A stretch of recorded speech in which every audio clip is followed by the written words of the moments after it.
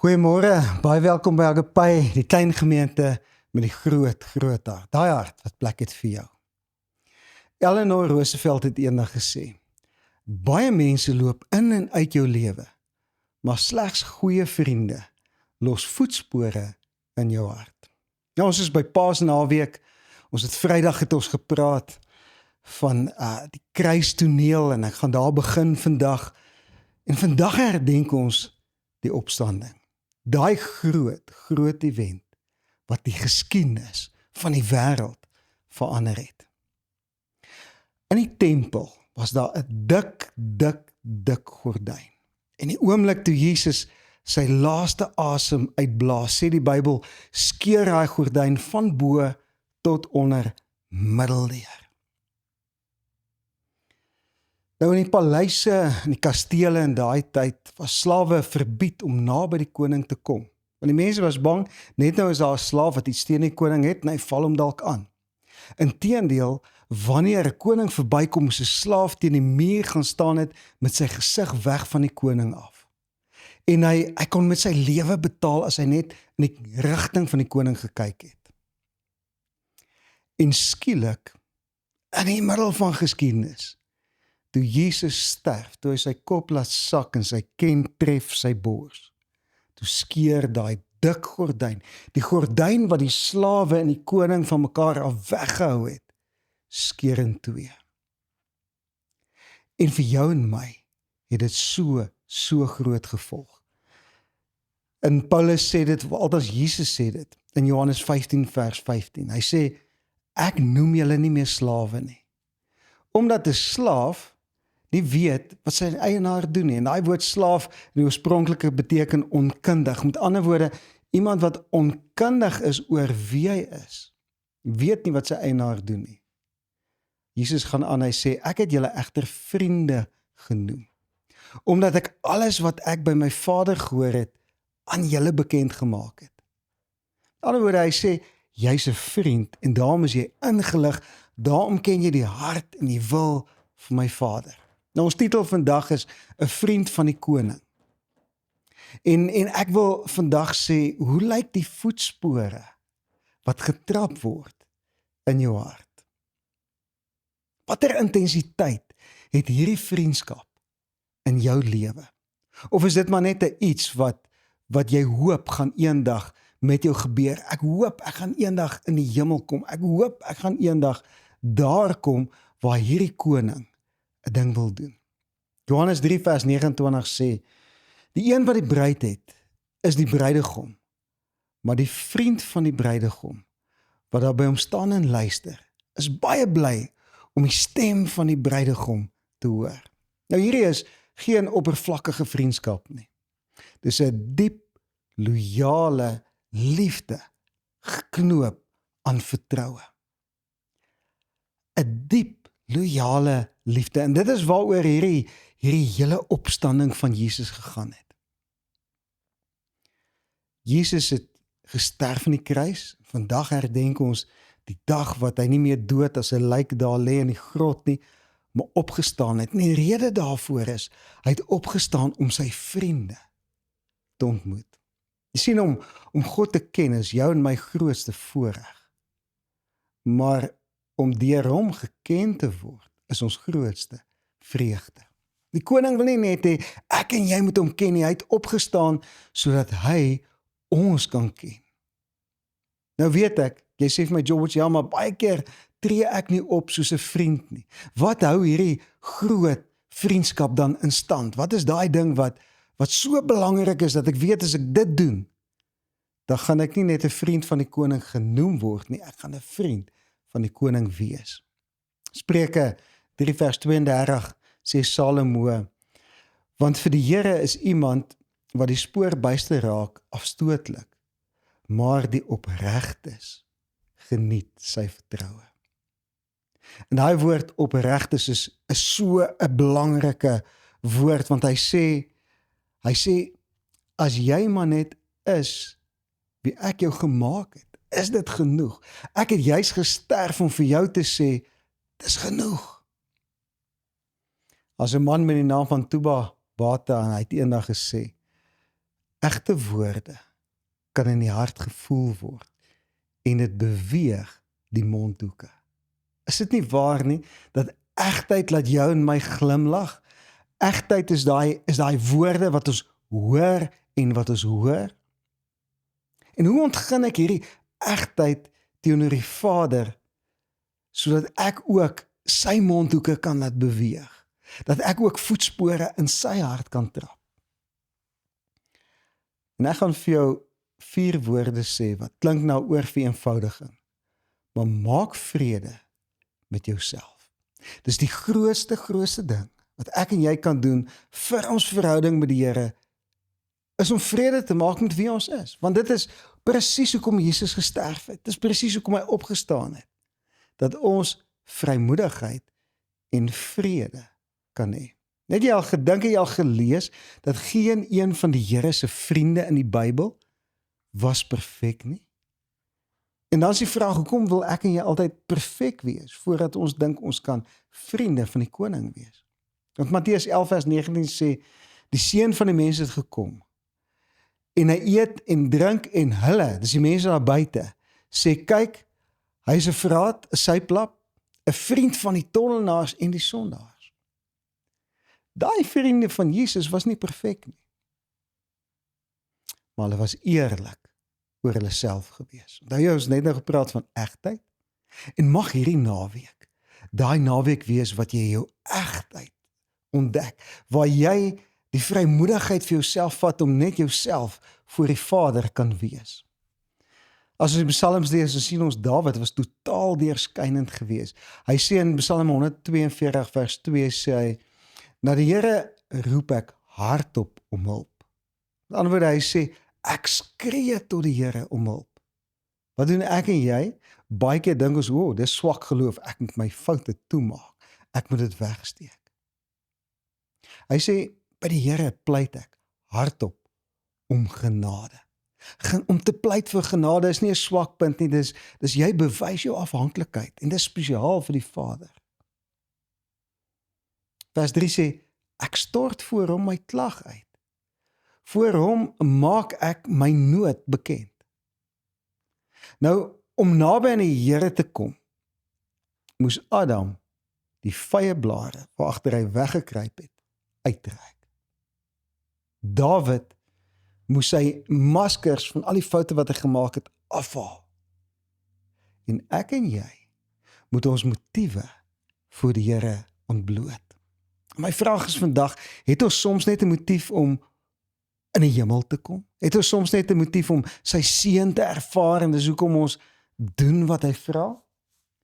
Of is ons motief daai vriendskap wat spore trap in die hart van die koning?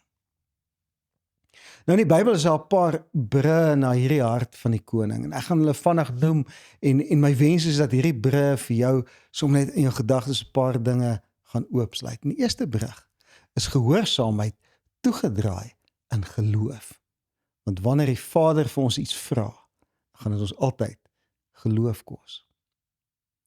Elke daad van gehoorsaamheid wat ek en jy doen, bring ons en hom nader aan mekaar. Ons is nie gehoorsaam omdat ons bang is ons beland in die hel nie. Ons weet ons is wedergebore, ons gaan saam met hom na die hemel toe in elk geval.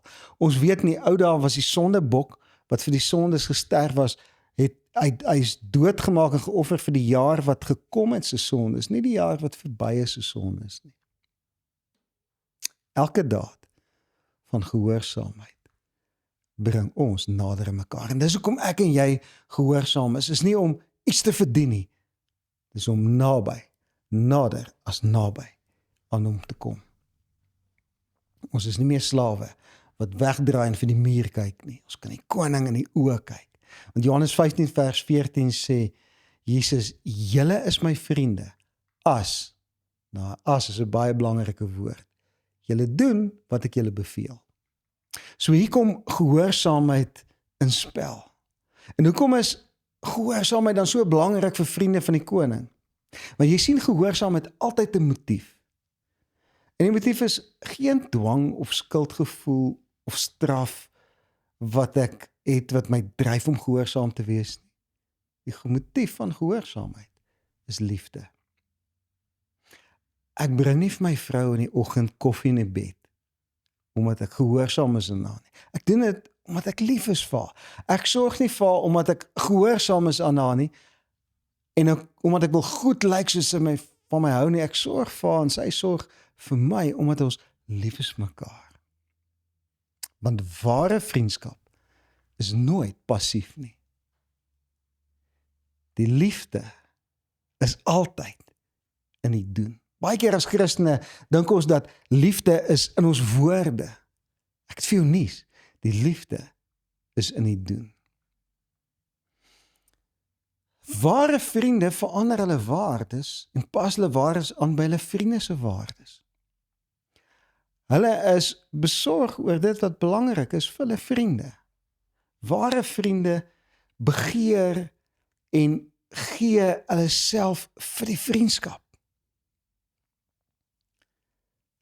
Gaan jou en my verhouding met die koning oor 'n vriendskap of wil ons straf vryspring? Ten spyte van die groot krag wat die Here het. Hy kan die heelal met sy asem wegvat wat sy wil. Laat hy toe vir Jakob om te wen toe hulle uit die spruit beklei het. Gaan lees daai stuk in die Bybel. En jy sê, George, hoe weet jy Jakob het gewen die feit dat hy bly lewe het, na hy gestry het met die koning, is 'n wen.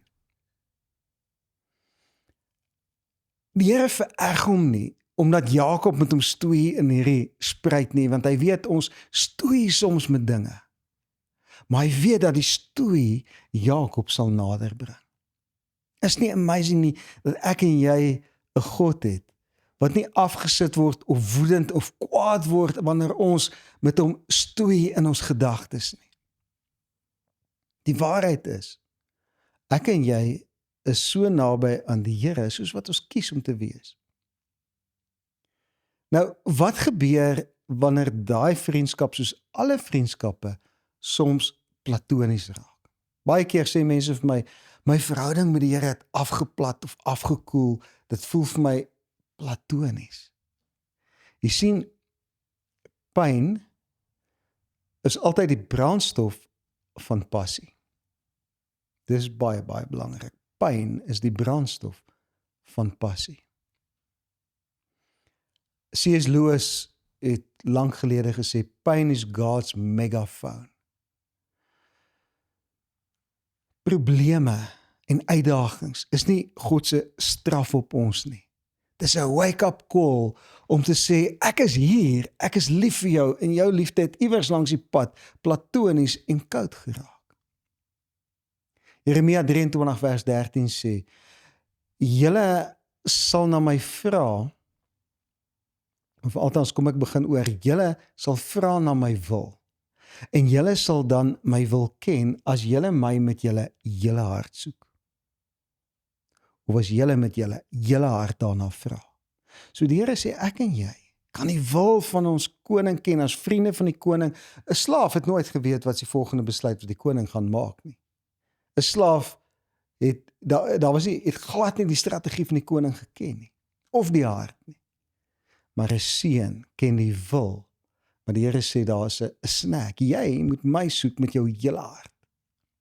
Want my vriende se liefde is in die doen. Onthou jy, ons het net nou begin met die gordyn wat geskeur het van bo af na onder toe. Die vraag is, hoekom het daai gordyn geskeur? Sodat hy toegang tot ons hele hart kon kry. En dat ons hom met ons hele hart kan soek. Skielik sê die Here, ek maak my domein, my dimensie vir jou oop. En ek skeur hierdie gordyn sodat jy toegang kan kry. Maar jy kwalifiseer net jy my soek met jou hele hart. Ek wil vandag hier afsluit. Mag hierdie Sondag waarop ons herdenk dat die Here opgestaan het. Mag dit vir jou en my 'n oomblik wees wat stil staan in tyd, 'n oomblik wat ons herinner dat ons koning noem ons sy vriende en sy kinders. Ons net slawe nie. Maar ons koning vereis dat ons hom soek met ons hele hart. Onthou ek het net nou gesê, pyn is die sleutel na passie. En as jy een van daai Christene is wat altyd net vir die Here teen die laagste moontlike vlak wil doen. As ek Sondag by die kerk kom, dan sal ek my ou silwer geldjies ingooi. Nie die sagte geld nie, hulle is te veel werd. As die Here vir my sê, vergewe jou buurman, dan sal ek hom so vergewe, maar ek kyk hom nog steeds met 'n houtoog en 'n plankbril uit. As die Here vir my sê, doen my wil, dan soek ek altyd die maklikste manier om sy wil te doen. Nee, hy beloof, ek gaan jou beker laat oorloop, maar jy moet my soek met jou hele hart. Dit beteken, jy moet my emosioneel soek. Jy moet nie net my wil soek, sodat jy kan voordeel trek nie. Ek wil afsluit met die Griekse tekenaars, verskillende name vir die woord liefde. Eros, Phileo, Agape is een van hulle. En Eros is daai liefde wat net wil hê die hele tyd. Dis soos die liefde tussen 'n man en vrou wat skeefloop en een van hulle wil net die hele tyd intimiteit hê sonder om iets te gee vir dit. Nou die teken in daai tale wat elke begrip het 'n prentjie gehad. Die prentjie wat die Grieke gehad het van Eros was 'n slang wat homself opeet van sy stert af. Wanneer jy daai Eros liefde het wat sê ek dien en ek het die lief vir dit wat ek kan kry, dan is jy besig om soos 'n slang jouself van jou stert af op te eet. Maar agape liefde is daai liefde wat sê ek het lief sonder om terug te verwag. En dis daai liefde wat sê dit gaan 'n prys kos om my te soek met jou hele hart. Jy sien, voordat Jesus kon opstaan, het hy 'n prys betaal. En voordat ek en jy kan opstaan en in die heerlikheid van die Here kan ingaan, moet ons 'n prys betaal en dis hele hart. En dan is die Bybel sê dat ons besittings volg ons hart en ons besluite volgens ons hart. En my vraag is, kyk bietjie en kyk wat volg jou hart en waar is jou hart? Party ouens sal hulle kar polish die heel naweek. Maar daar's nie 'n oomblik om voor die Here te gaan staan en sê hier is ek. En ek wil jou vandag seën. Die Here het so groot werk gedoen. Hy het nie net gesterf nie, hy het weer opgestaan. Sodat ek en jy kan vriende wees van die koning. Nie meer slawe wat met ons gesig teen die muur staan nie. Maar daar's een begrip wat ons nooit mag vergeet nie. Een toets, hele hart. Soek jy my met jou hele hart?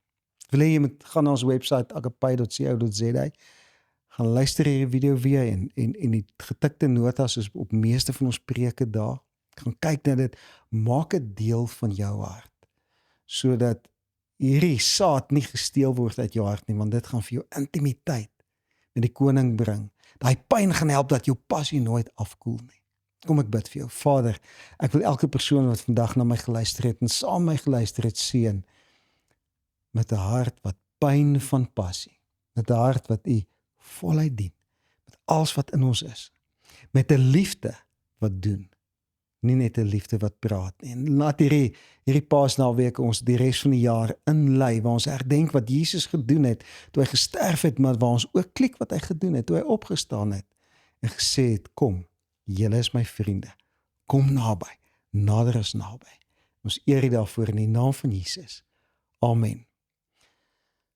Ek wil jou uitdaag om hierdie week te gaan, en te begin soek soos jy nog nooit gesoek het nie, met jou hele hart. En die koning sal jou beloon met 'n passie en 'n vreugde en 'n vervulling wat jy nie in woorde kan omskep nie. Sien jou volgende week, selfde plek, selfde tyd. Mooi loop.